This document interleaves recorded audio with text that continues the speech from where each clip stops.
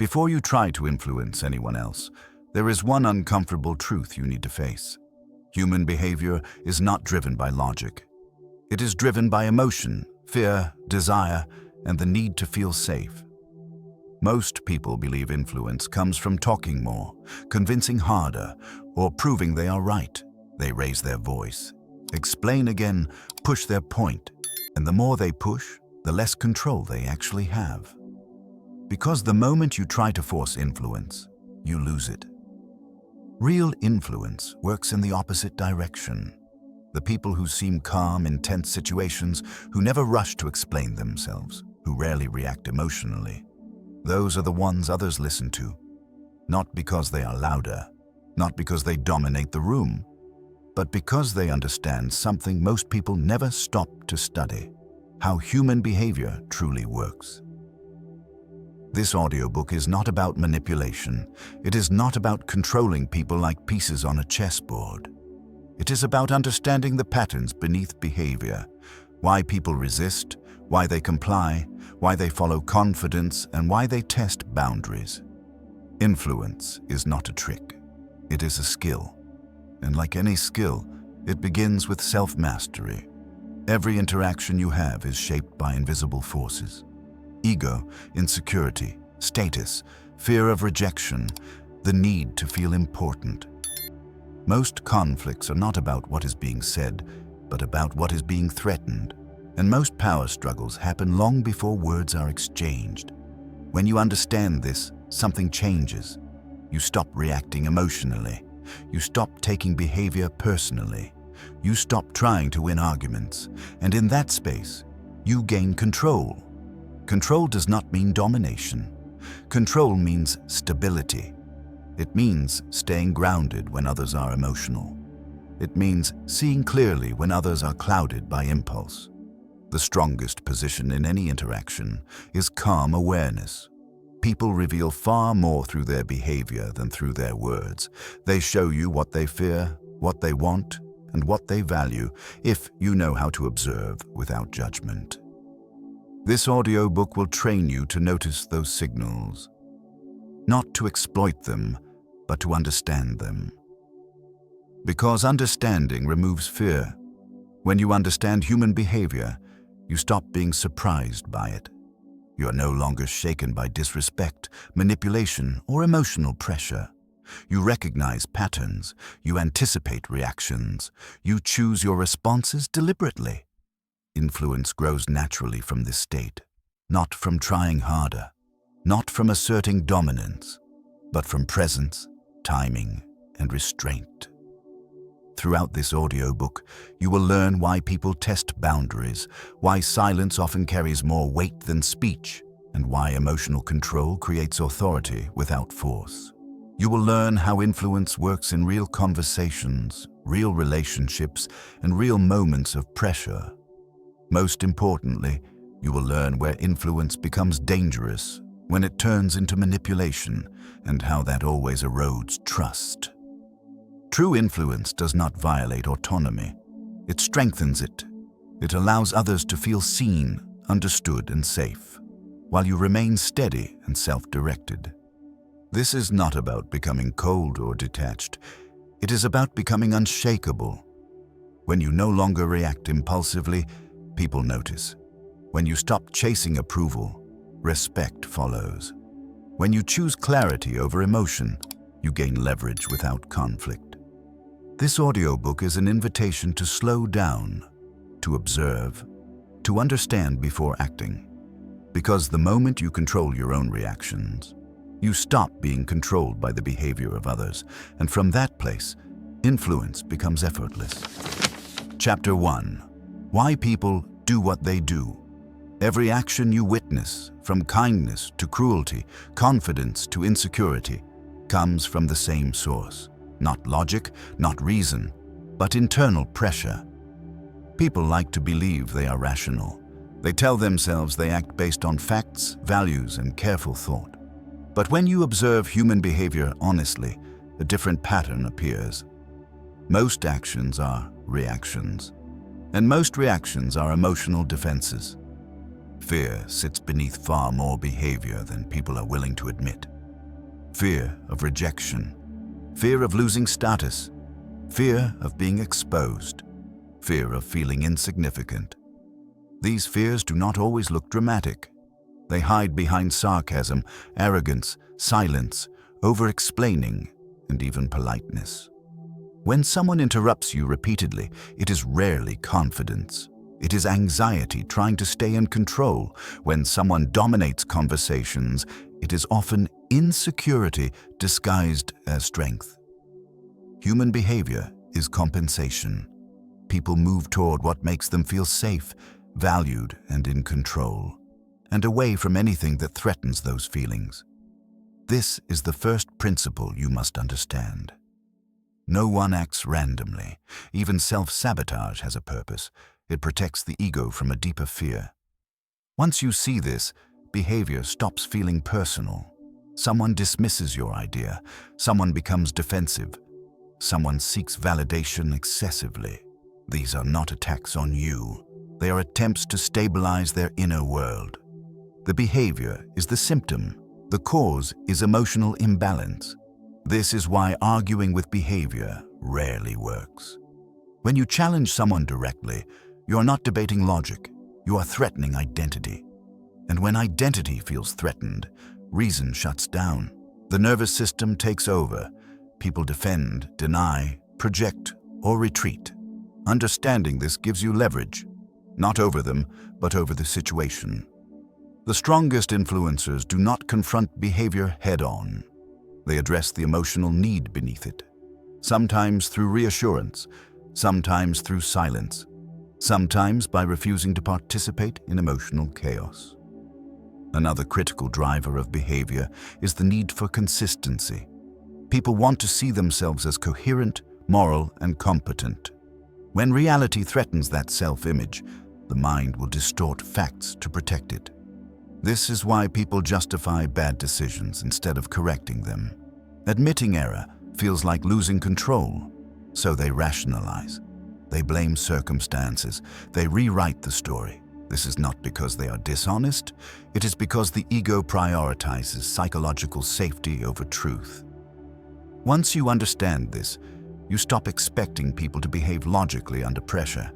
You stop demanding self-awareness from those who do not have it. And in doing so, you stop being disappointed. Influence does not come from correcting people. It comes from working with human nature, not against it. Another powerful motivator is status. Humans are deeply sensitive to their position, socially, professionally, emotionally. Even when people claim not to care, their behavior reveals otherwise. Tone changes, body language shifts, reactions intensify when status feels threatened. People protect status instinctively. That is why criticism feels dangerous. That is why praise feels intoxicating. And that is why subtle signals, respect, attention, recognition, carry more influence than force ever could. When you understand status dynamics, you become precise. You stop humiliating people unintentionally. You stop triggering resistance without realizing why. You choose words, timing, and posture carefully, not to manipulate, but to avoid unnecessary conflict. The final driver you must understand is habit. Much of human behavior is automatic. Conditioned responses formed over years. People repeat patterns because they are familiar, not because they are effective. Familiarity feels safe. Change feels risky. This is why people stay in toxic environments, why they repeat unhealthy relationships, why they resist new ideas, even when those ideas make sense. Behavior is often a loop, not a decision. And you cannot interrupt a loop with force. You interrupt it with awareness. When you understand why people do what they do, you gain patience. When you gain patience, you gain control. Not the kind of control that dominates others, but the kind that keeps you steady while others react. This chapter is not about judging human behavior. It is about decoding it. Because once you stop asking, why are they acting like this? And start seeing the emotional mechanics underneath, people become predictable. not in a cynical way, in a grounded way, and predictability is power. Not power over others, but power over your own responses. From this point forward, you will no longer see behavior as random, hostile, or confusing. You will see it as information, signals pointing to fear, desire, habit, and identity. That understanding is where influence begins. Chapter 2. The Illusion of Control. Most people believe control comes from authority, force, or persuasion. They think if they explain better, push harder, or assert themselves more strongly, the situation will bend in their favor. And for a moment, it might appear to work. But beneath the surface, something else is happening. The harder someone tries to control others, the more control they quietly lose. This is the illusion. Control feels like power because it gives immediate feedback. People comply. Conversations stop. Decisions are made. But compliance is not influence. It is pressure, and pressure always creates resistance, even when that resistance is invisible. Human beings are wired to protect autonomy. The moment someone feels coerced, emotionally or psychologically, their nervous system reacts.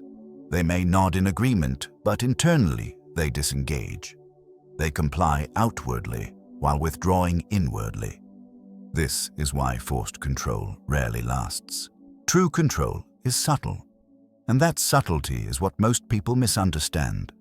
When you try to control outcomes directly, you reveal insecurity. You communicate that you are afraid of uncertainty, afraid of losing ground, afraid of not being respected.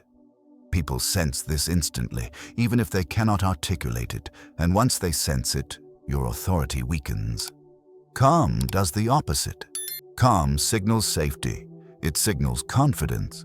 It tells others that you are not threatened by disagreement, delay, or ambiguity. This is why calm individuals often gain influence without asking for it.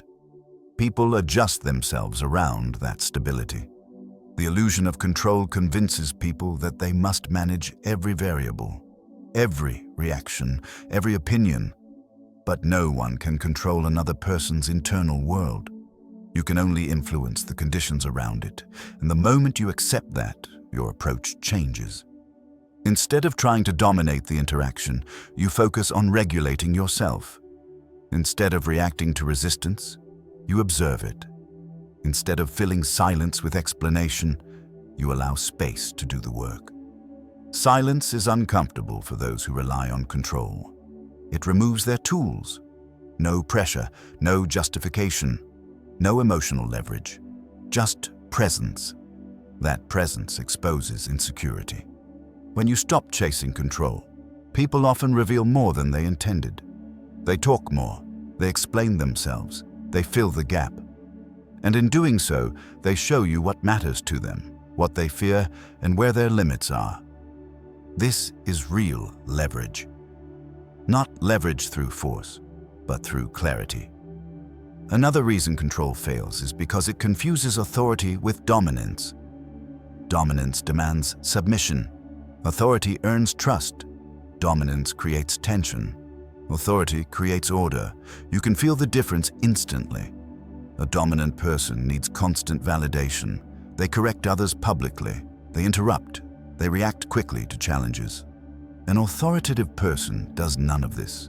They move slowly. They listen. They respond when necessary, not reflexively. Authority does not rush. It understands that influence grows when people feel respected, not restrained. This does not mean you become passive. It means you become selective. You choose when to act, when to speak, and when to let behavior unfold. You stop trying to micromanage outcomes and start shaping direction. The illusion of control also appears in emotional reactions. People try to control situations by controlling how they are perceived. They explain too much, defend themselves prematurely, justify actions that need no justification. These behaviors come from the fear of losing approval, but approval is unstable ground. The more you depend on it, the more easily it can be withdrawn. And the moment others sense that you need their approval, the power dynamic shifts. Control returns to you when you no longer need to manage impressions, when you can tolerate misunderstanding, when you can withstand silence, when you can allow others to be wrong about you. This emotional independence is unsettling to people who rely on manipulation or pressure. They cannot find a hook. There is nothing to pull on. And so, they adjust. Influence works best when it feels voluntary, when people believe they arrived at the decision themselves. This is why the strongest leaders ask better questions instead of giving more instructions. They guide attention, not behavior. They understand that control is not about forcing movement. It is about creating alignment. Alignment happens when people feel seen, not cornered. This chapter is not teaching you to give up power. It is teaching you where power actually lives. Not in domination, not in reaction, not in control, but in composure. When you stop trying to control people, you start controlling yourself, and that shift changes everything. Because the person who is not desperate for control is the person others naturally follow. Not because they have to, but because they choose to. That is the end of the illusion and the beginning of real influence. Chapter 3. Influence begins with self-control. Before you ever influence another person, you are tested in a quieter, more difficult way. You are tested in your ability to govern yourself. Most people lose influence long before they speak. They lose it in their reactions. A raised voice, a rushed response, a defensive tone, a visible shift in emotion. These moments seem small, but they signal instability, and instability erodes trust. Self-control is not repression. It is awareness followed by choice. When something triggers you, disrespect, challenge, silence, pressure, your body reacts first. Heart rate increases, muscles tighten, thoughts accelerate. This is not weakness, it is biology. The problem begins when you let that reaction dictate your behavior. People who lack self-control become predictable in the worst way. Push them and they react. Ignore them and they escalate. Challenge them and they defend. Others quickly learn how to pull their strings. This is not power, it is vulnerability. True influence belongs to those who can pause between stimulus and response. That pause is where authority lives. It is where you decide whether to speak or stay silent, whether to engage or withdraw, whether to clarify or let the moment pass. Most conflicts escalate because someone could not tolerate that pause. They needed immediate relief, immediate validation, immediate control. But relief is short-term. Influence is long-term. When you control your reactions, you send a powerful signal. You show that your emotional state is not dependent on the behavior of others. You're not easily shaken. You do not need to prove yourself. This steadiness changes the dynamic of every interaction. People begin to adjust to you. They choose their words more carefully. They slow down. They listen. Not because you demand it, but because your presence creates gravity. Self-control also protects clarity.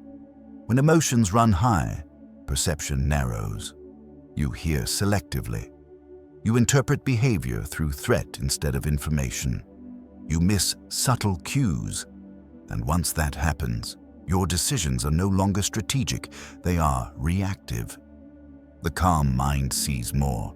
It notices shifts in tone, patterns in behavior, unspoken resistance. This awareness allows you to respond precisely instead of forcefully. Precision always carries more influence than intensity. Another aspect of self-control is restraint. Restraint is the ability to do less when your ego wants to do more, to speak less when you want to explain, to wait when you want to rush, to let others reveal themselves instead of interrupting the process. Restraint feels unnatural at first. The ego equates action with strength, but strength is often invisible. It shows in what you do not say, what you do not react to, and what you allow to unfold. People who master restraint rarely need to assert dominance. Their boundaries are clear without being loud. Their confidence does not require validation. This is why emotionally reactive people struggle to maintain authority. They leak information, they expose insecurity, they give others leverage without realizing it. Self-control closes those leaks. It creates a stable inner environment that others can feel. And when people feel stability, they relax. When they relax, they become more open. When they become open, influence flows naturally. Self-control also frees you from manipulation. Manipulation works by provoking emotion, guilt, fear, anger, urgency. If you react immediately, the manipulation succeeds. If you pause, it collapses. The manipulator loses momentum, the pressure dissolves. Silence in these moments is not weakness. It is refusal. Refusal to be rushed. Refusal to be emotionally hijacked. Refusal to surrender clarity. Over time, people learn that emotional pressure does not work on you. And once that lesson is learned, it is rarely tested again. Influence grows from this consistency, not one moment of calm, but a pattern, a reputation. People come to expect that you will not overreact, that you will not be baited, that you will respond thoughtfully. That expectation gives your words weight. When you finally do speak, people listen. This chapter is not asking you to become distant or cold. It is asking you to become anchored, to remain connected without being consumed, to engage without losing yourself. Because the most influential person in any room is not the loudest. It is the one who remains composed when others cannot. Influence begins there, with self-control, not as suppression, but as mastery. And once you master yourself, you no longer need to control anyone else. Chapter 4. Emotional triggers and human weakness.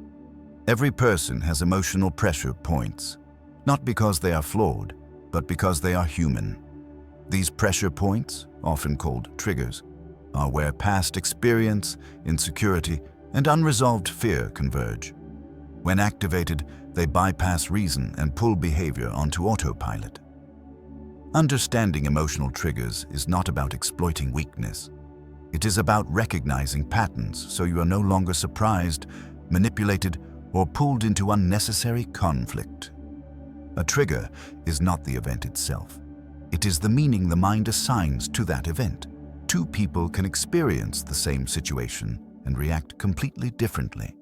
One remains calm, the other becomes defensive, angry, or withdrawn. The difference lies in internal interpretation, not external reality.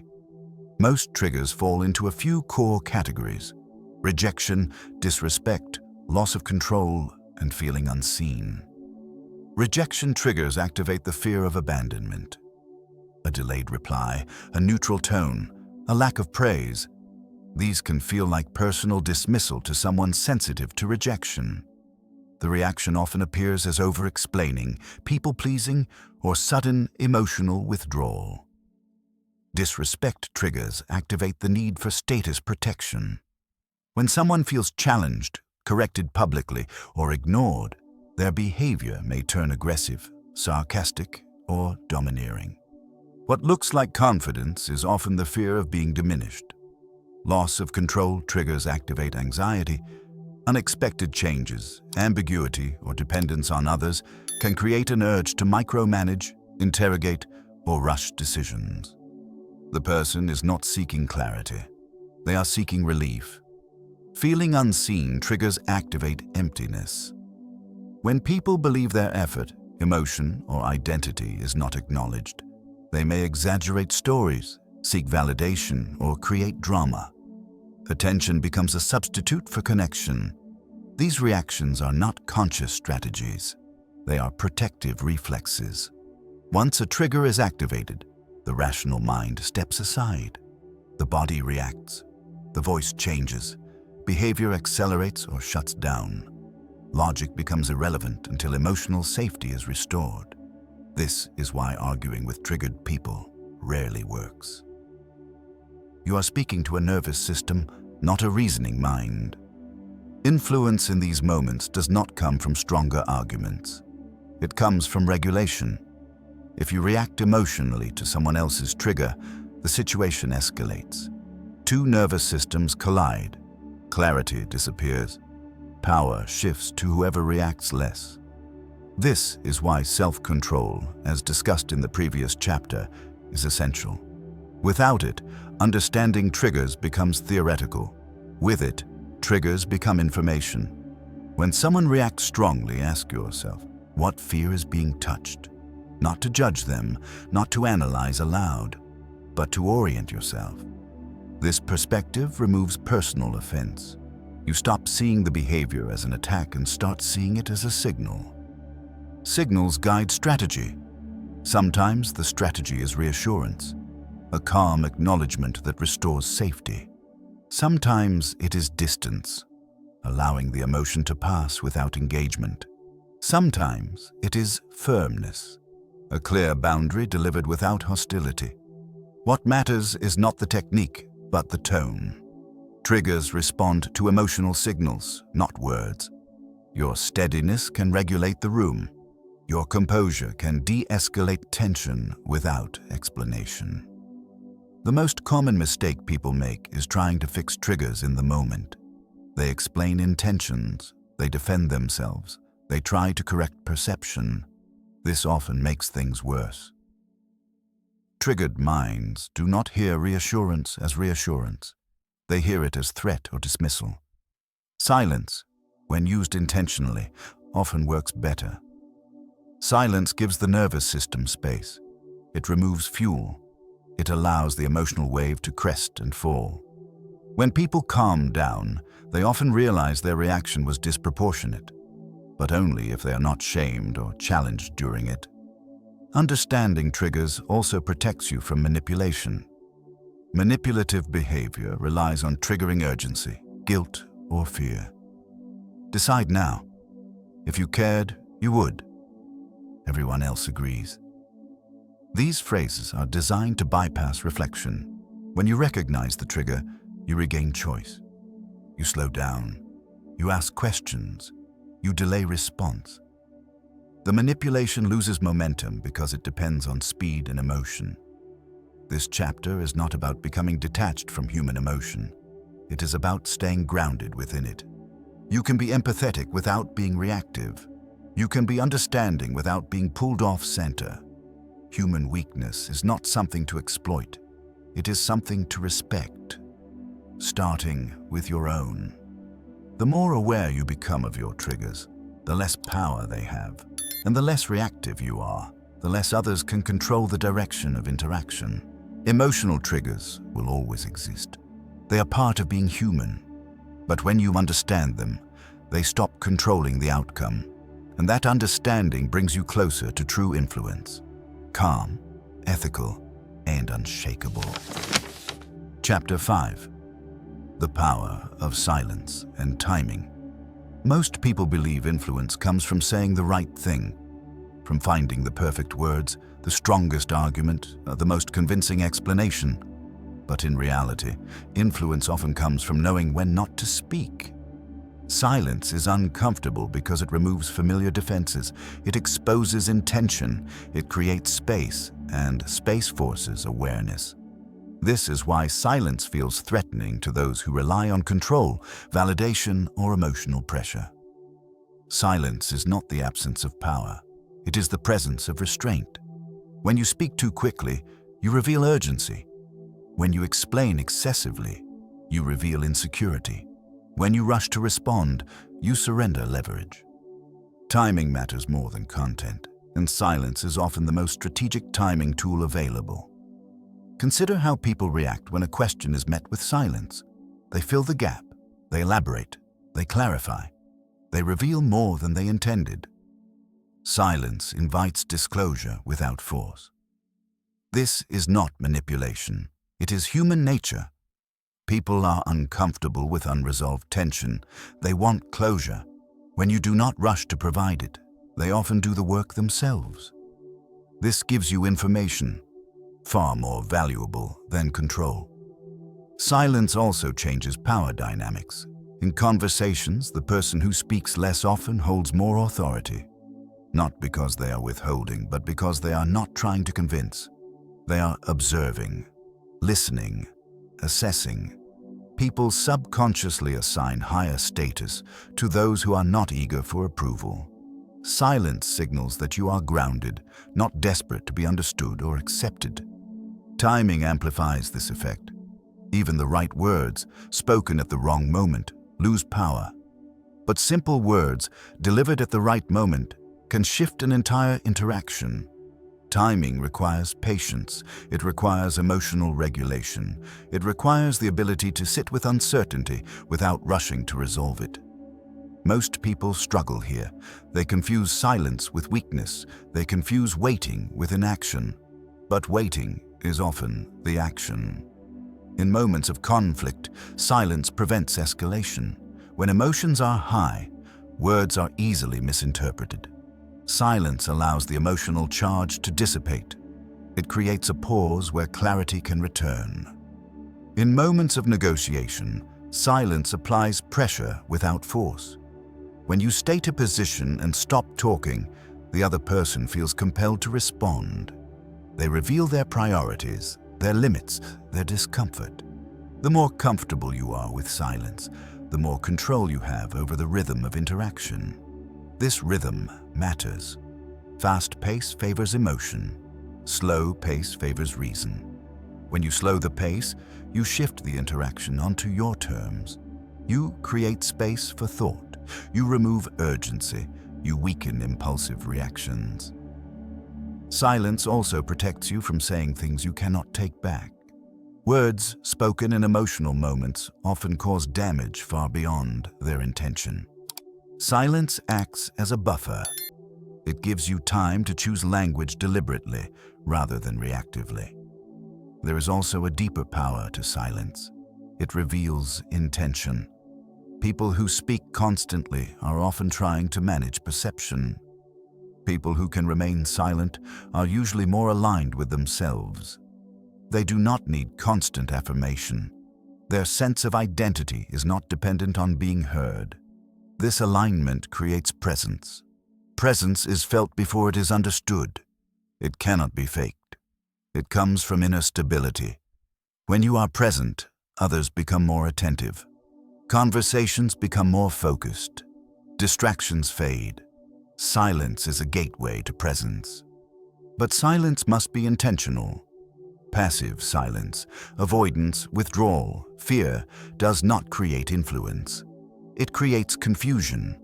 Intentional silence is calm, grounded, and aware. It is the silence of someone who is listening, not hiding. You will know the difference by how others respond.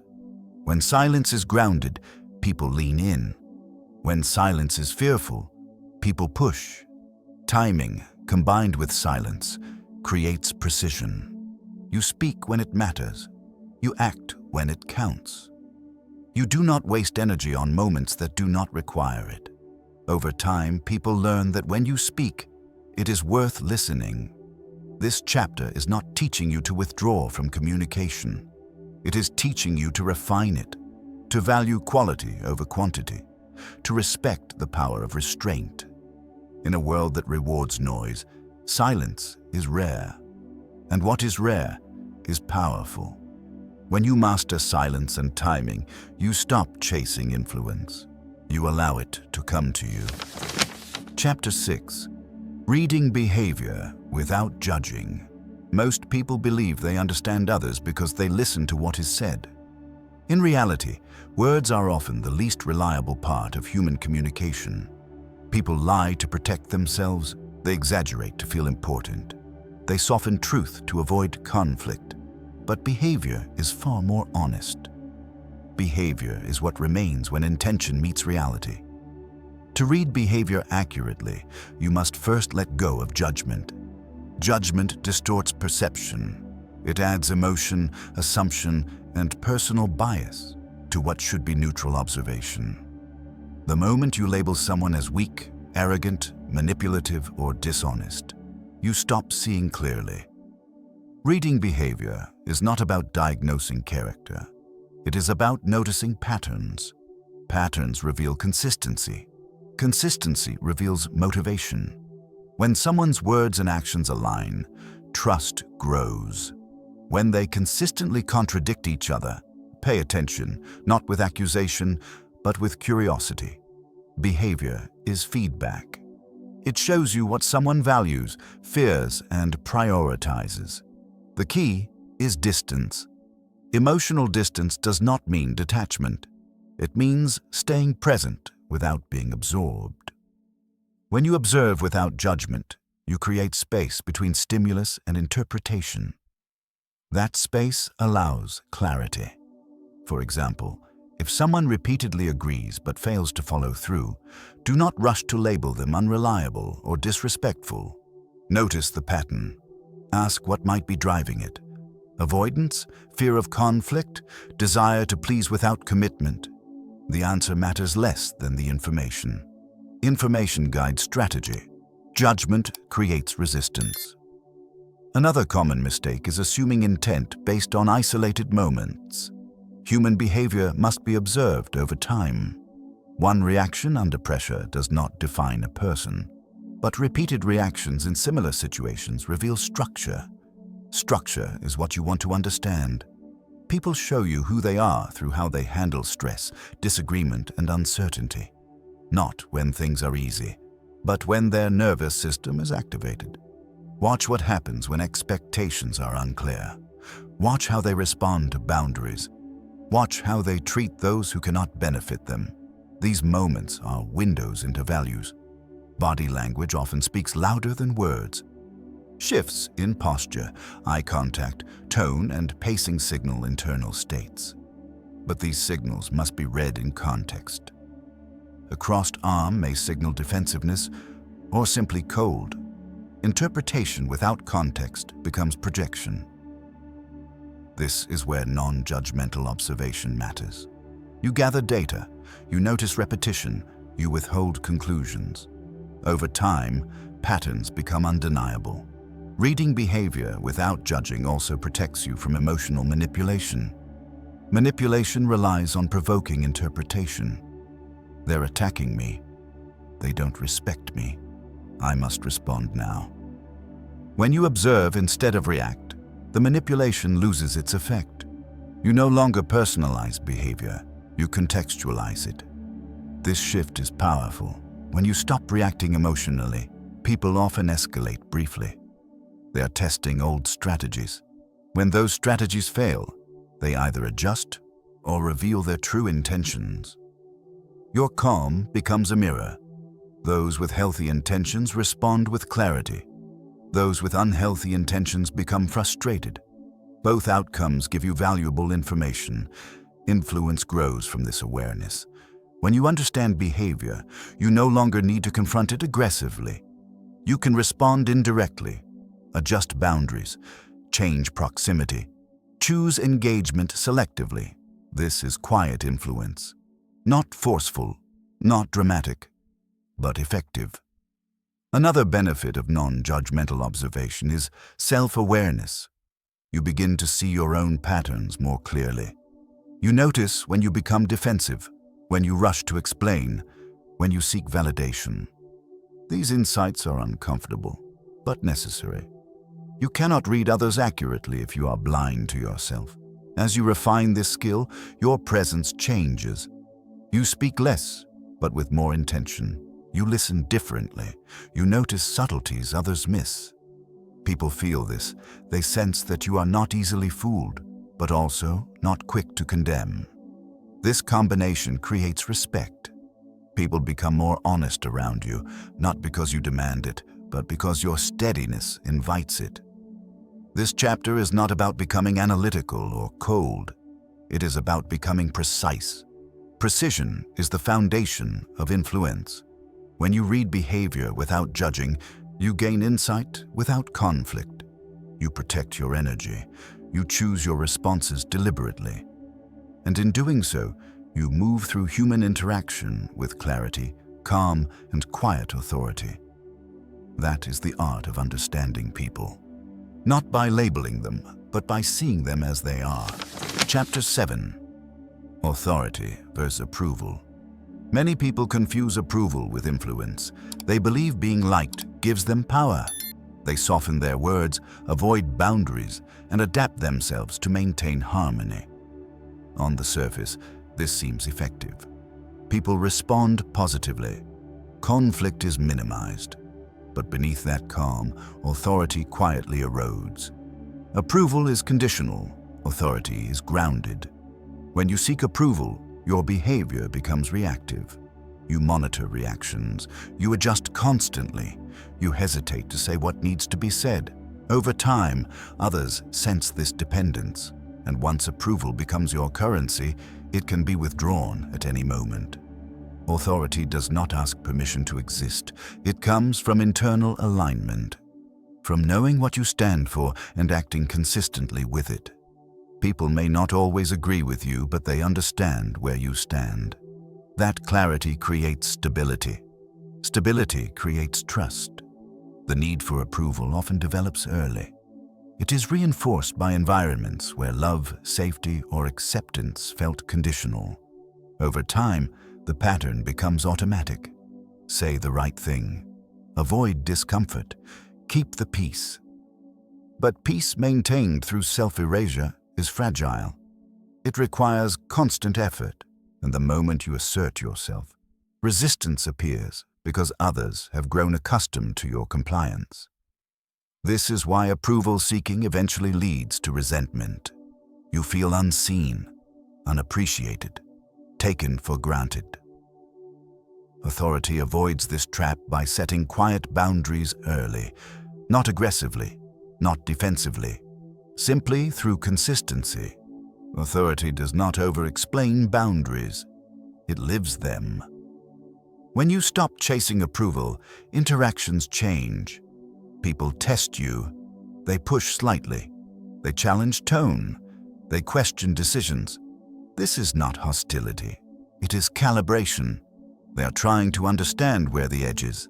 If you retreat, approval remains, but respect fades. If you hold your ground calmly, something shifts. Respect replaces comfort. This does not mean you become rigid or dismissive. Authority is flexible, but not porous. It listens without surrendering direction. It considers without collapsing. One of the clearest signals of authority is the ability to disappoint without panic. People who require approval experience disappointment as danger. They rush to repair. They justify, they apologize excessively. This behavior communicates fear. Authority tolerates disappointment, not with cruelty, but with composure. It understands that not everyone will agree and that agreement is not required for mutual respect. This tolerance gives you influence. When people realize you're not easily swayed by emotional pressure, they adjust. They speak more directly. They negotiate more honestly. The relationship becomes clearer. Authority also changes how you communicate. You speak less, but with intention. You avoid emotional appeals. You do not argue for your worth. You let action speak. Over time, this consistency becomes visible. People begin to trust your decisions even when they challenge them, because authority is predictable in the best way. It does not shift with mood, fear, or approval. Approval, by contrast, is unpredictable. It depends on context, audience, and emotion. It creates anxiety for you and for others. People feel safer around authority. They know where they stand. They know what to expect. They know boundaries will hold. This safety is often misunderstood as distance, but distance is not the same as disconnection. Authority can be warm, it can be empathetic, it can be deeply human. What it is not is needy. Needing approval weakens influence because it hands control to others. The moment someone senses that you need them to like you, they gain leverage. They may not use it intentionally, but the dynamic shifts. You become cautious. They become less invested. Authority reverses this dynamic. When you are grounded in yourself, you choose connection rather than chase it. That choice is felt. It creates attraction, not obligation. This chapter is not encouraging isolation. It is encouraging self-respect. When you respect yourself, others adjust. You do not need to dominate. You do not need to impress. You do not need to explain your boundaries repeatedly. Authority grows from alignment, and alignment begins the moment you stop trading authenticity for approval. That is when influence becomes natural and sustainable. Chapter 8. How influence works in real life. Influence is often discussed in abstract terms: confidence, charisma, presence. But in real life, influence shows up in small, ordinary moments. Conversations that shift direction, decisions that unfold quietly, tension that dissolves without confrontation. Real influence is practical, it is situational, and it is earned through behavior, not intention. In professional environments, influence rarely belongs to the loudest voice. It belongs to the person who remains composed under pressure. When deadlines tighten and stakes rise, people look for stability. They follow those who do not panic. Calm becomes leadership. When you respond to stress with clarity instead of urgency, others begin to mirror that behavior. Meetings slow down. Conversations become more focused. Your presence regulates the group without instruction. This is influence in motion. Influence also shows up in disagreement. Most people believe influence means convincing others to adopt their perspective. In reality, effective influence often means allowing disagreement without resistance. When you do not rush to correct, defend, or dominate, you create space for reflection. People become more open when they do not feel cornered. A simple acknowledgement, without immediate rebuttal, can disarm defensiveness. It signals respect without surrender. And respect is the foundation of persuasion. In personal relationships, influence is revealed through boundaries. Boundaries are not demands, they are conditions. When stated calmly and enforced consistently, they shape behavior without conflict. People adjust not because they are forced, but because the environment changes. For example, when you stop engaging in emotionally charged arguments, the arguments lose power. When you respond to provocation with neutrality, the provocation weakens. Over time, behavior adapts. Influence works through consequence, not confrontation. Another real-world application of influence is timing your engagement. Not every moment requires response. Not every issue needs resolution. People who try to address everything exhaust themselves and dilute their authority. Those who choose carefully preserve energy and impact. Selective engagement is a form of respect for yourself and for the situation. When you speak only when it matters, your words carry weight. People listen because they know you are not reacting impulsively. You are responding deliberately. Influence also operates through consistency. Inconsistency creates confusion. Confusion weakens trust. When your behavior changes based on mood, pressure, or audience, people cannot rely on you. They hesitate. They test boundaries repeatedly. Consistency simplifies interaction. People learn what you tolerate and what you do not. They adjust their behavior accordingly. You do not need to explain yourself constantly. Your actions communicate for you. In leadership, influence is often mistaken for control. But control creates compliance, not commitment.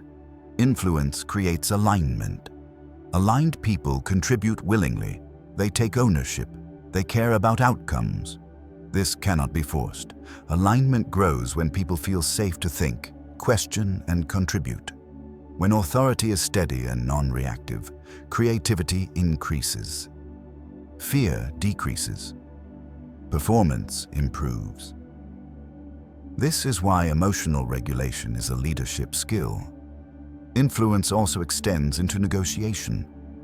Negotiation is not about winning. It is about understanding leverage. Leverage is rarely what is said. It is what is not said. It lives in options, patience and the willingness to walk away. Those who rush to close reveal need. Those who remain patient maintain position. Silence in negotiation is powerful because it shifts pressure. It allows the other side to reveal urgency. You gain information without exposure. In everyday life, influence shows up in how you respond to disrespect. Reacting aggressively escalates conflict. Ignoring without clarity invites repetition. Calm acknowledgement, followed by consistent boundaries, communicates strength without drama. People test behavior to understand limits. How you respond teaches them. Influence also involves letting others save face. Public correction humiliates. Humiliation creates resentment.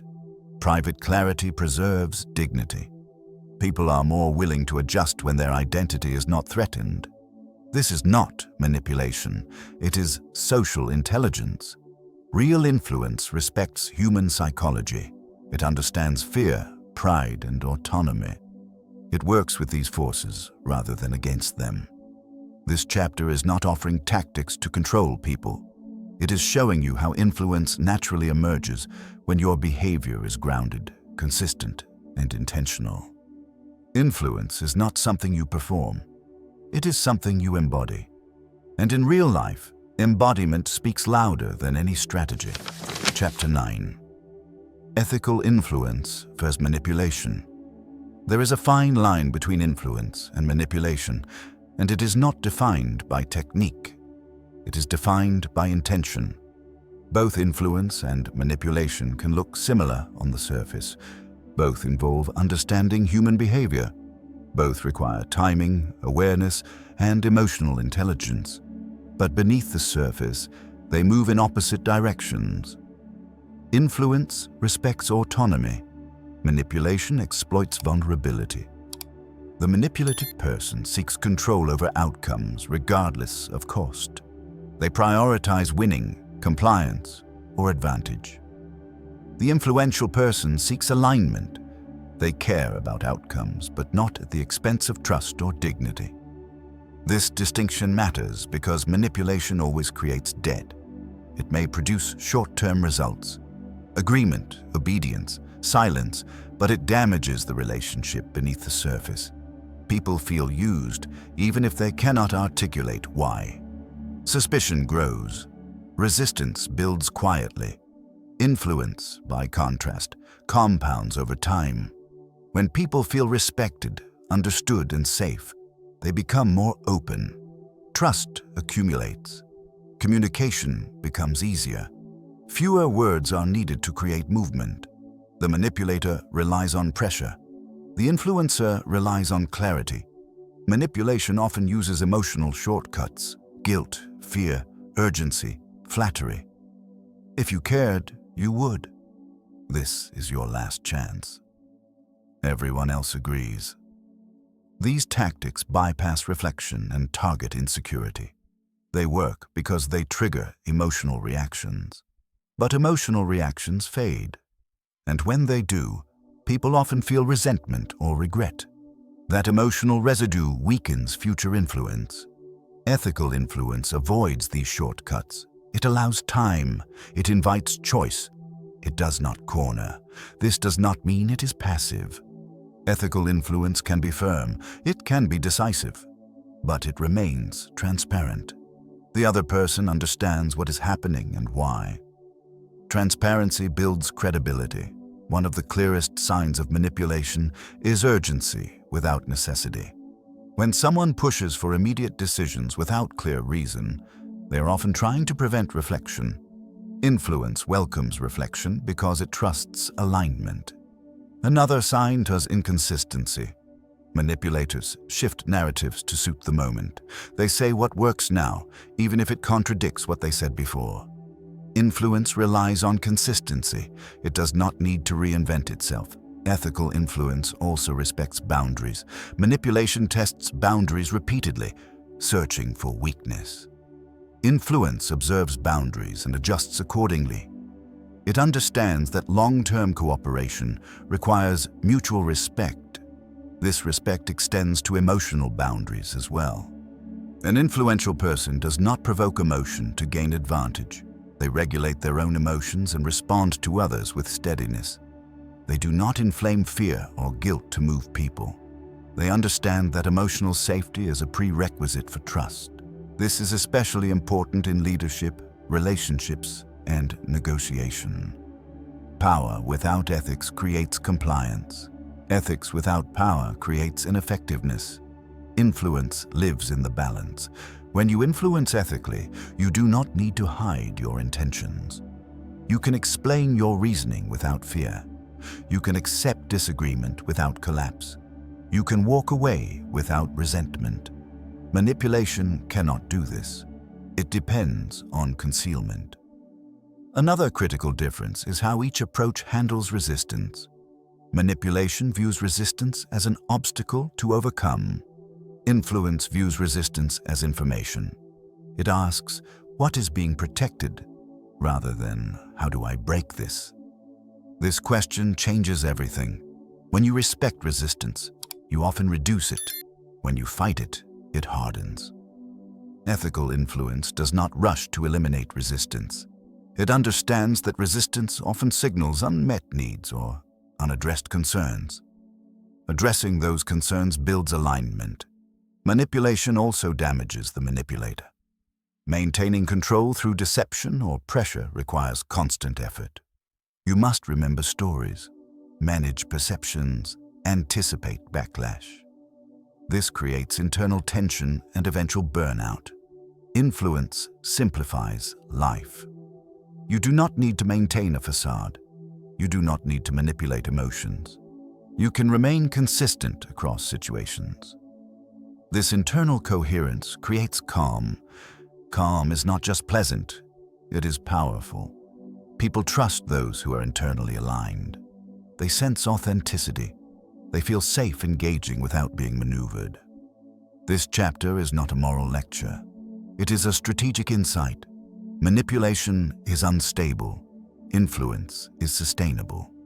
One creates fear and compliance. The other creates respect and cooperation. As you develop your ability to understand human behavior, this distinction becomes more important. Knowledge amplifies intention. The more you know, the greater your responsibility. True mastery is not measured by how much control you can exert, but by how much trust you can preserve. Ethical influence allows you to move through the world with power and integrity, without leaving damage in your wake. And that is the only kind of influence that lasts. Chapter 10. Becoming unshakable. Around people. There comes a stage where understanding human behavior is no longer something you consciously apply. It becomes embedded. You stop thinking in terms of tactics and start moving through interactions with a quiet steadiness that others can feel immediately. This is what it means to be unshakable. Being unshakable does not mean you are emotionally numb or detached. It means you are no longer ruled by external reactions. You can feel tension, disagreement, or disapproval without being pulled off balance. Your emotional center stays intact. Most people are not shaken by events themselves, but by how others respond to them. A sharp tone, a dismissive glance, a delayed response. These small signals activate old reflexes, defensiveness, over-explaining, withdrawal, or anger. When you become unshakable, those reflexes lose their authority. You notice the impulse to react, but you do not obey it. You allow a pause. In that pause, choice appears, and choice is the foundation of inner power. This stability changes every social dynamic you enter. People often test what they feel is stable. They push slightly, consciously or unconsciously, to see if it holds. When you remain calm and consistent, the testing stops. There is nothing to exploit. Unshakability is built on internal alignment. You are clear about what matters to you and what does not. You know where your boundaries are, and you do not need to announce them repeatedly. They are expressed through behavior, not argument. When your inner world is coherent, The outside world becomes less threatening. You no longer feel compelled to defend your identity in every interaction. You do not personalize behavior that has nothing to do with you. This emotional independence is deeply grounding. You begin to move more slowly. You speak with intention rather than urgency. You listen without preparing your response. Presence replaces performance. People feel the difference immediately. Unshakable individuals bring a sense of order into chaotic environments, not by controlling others, but by remaining regulated themselves. Emotional storms lose intensity when they meet calm. This is why composure is contagious. Another defining quality of unshakability is the ability to tolerate discomfort. You can sit with misunderstanding without rushing to correct it. You can allow silence without filling it. You can let others be disappointed without collapsing into guilt. This tolerance removes leverage from emotional manipulation. Pressure relies on your need to resolve tension quickly. When you no longer need that relief, the pressure dissolves. The urgency belongs to the other person, not to you. Unshakable people are not passive. They are deliberate. They choose when to engage and when to step back. They do not chase resolution for its own sake. They understand that not every interaction requires closure. This discernment protects energy and focus. Over time, people adjust their behavior around you. Conversations become more direct. Drama decreases. Expectations clarify. You do not need to demand respect. Your consistency earns it. Unshakability also transforms how you process emotion internally. You still experience frustration, disappointment, or anger, but you do not dwell there. You acknowledge emotion without building identity around it. You process privately and return to equilibrium. There is no rumination, no replaying conversations to win imaginary arguments, no need to be right in retrospect. This recovery speed is a powerful form of resilience. As this way of being deepens, influence becomes effortless. You're not trying to guide others, you're simply steady. And steadiness creates trust. People are drawn to those who feel grounded. They feel safer speaking honestly. They feel less need to posture or perform. The interaction becomes more real. This is the quiet authority that lasts. Not authority based on fear or dominance, but on reliability. People know what to expect from you. Your reactions are measured, your values are visible, your behavior is consistent. Consistency builds credibility. This final chapter is not about achieving perfection. It is about integration. The principles you have explored are no longer separate ideas. They work together as a unified posture toward life and people. You understand behavior without judging it. You regulate emotion without suppressing it. You influence without manipulating. You hold boundaries without aggression. From this place, people no longer unsettle you. They no longer dictate your inner state. You meet them as they are, without losing yourself. Becoming unshakable is not about withdrawing from connection. It is about entering connection without fear. When you are unshakable, you do not resist the world. You stand firmly within it. And from that grounded presence, influence becomes natural. Not because you seek control, but because you no longer need it. Understanding human behavior changes the way you move through the world. Not because you gain control over others, but because you regain control over yourself. And that distinction is everything. Throughout this audiobook, one truth has remained constant. Influence is not something you impose. It is something that emerges when your inner world is stable. When you stop reacting automatically, when you stop chasing approval, when you stop trying to manage outcomes, something subtle but powerful shifts. People feel it. Interactions change. Resistance softens. You begin to see behavior for what it is. Information, not insult. Once you understand why people do what they do, confusion fades.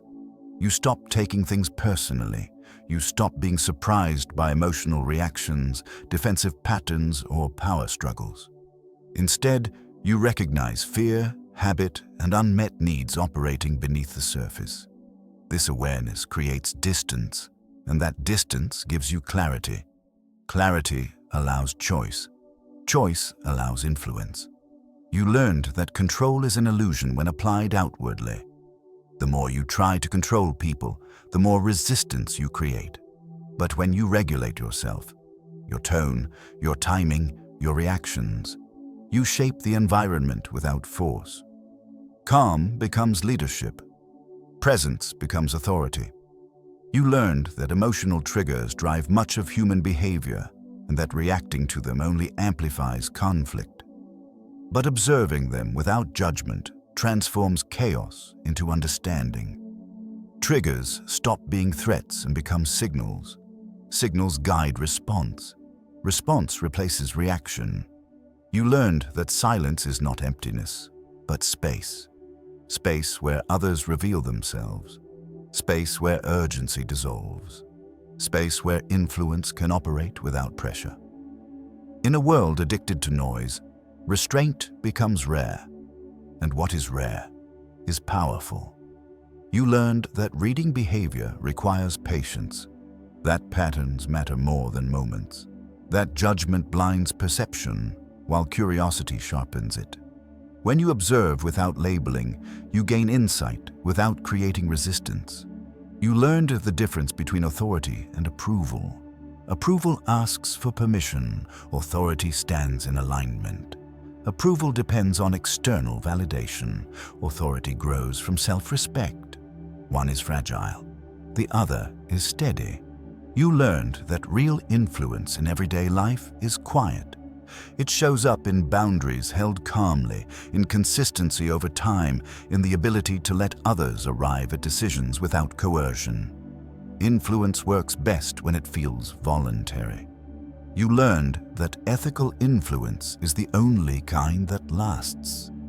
Manipulation may achieve short-term compliance, but it corrodes trust.